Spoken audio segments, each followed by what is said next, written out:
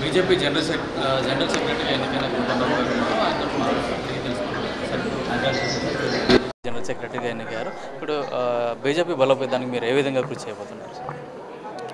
రామచంద్ర గారి నాయకత్వంలో ఈ యొక్క కార్యవర్గాన్ని ప్రకటించడం జరిగింది.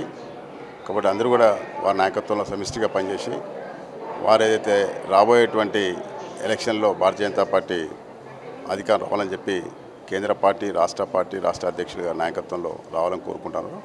ఇక్కడ ఉన్నటువంటి ఎంపీలు ఎమ్మెల్యేలు అందరూ కూడా సమిష్టిగా కలిసి ఇక్కడ ఉన్నటువంటి మా కార్యవర్గం కూడా కలిసి రాబోయేటువంటి పార్టీ అధికారంలోకి తప్పకుండా వచ్చే విధంగా ప్రయత్నం చేస్తాం.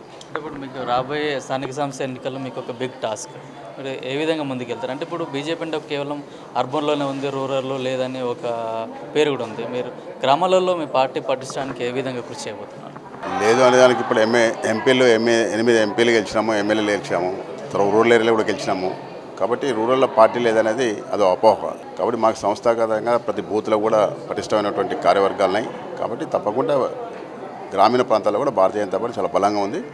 రాబోయేటువంటి రోజుల్లో మీరు చూస్తారు. అది అంటే కొన్ని జిల్లాలకు కూడా ప్రాతినిధ్యం లేదు, మా జిల్లాల నుంచి కూడా ఎవరిని తీసుకోలేదని కూడా కొందరు విమర్శిస్తున్నారు. అంటే మీ నాయకులు కూడా కొందరు అసంతృప్తితో ఉన్నారు. భారతీయ జనతా పార్టీ రాష్ట్ర అధ్యక్షులు వారు దాని మీద మాట్లాడతారు. వారు సరైనటువంటి నిర్ణయం తీసుకున్నారని మేము అనుకుంటాము. కాబట్టి ఎటువంటి నిర్ణయం తీసుకున్న దాని మీద పార్టీ నాయకత్వంగా వారు చెప్తారు. రీసెంట్గా రాజాసింగ్ గారు కూడా ఇదే మాట మాట్లాడారు.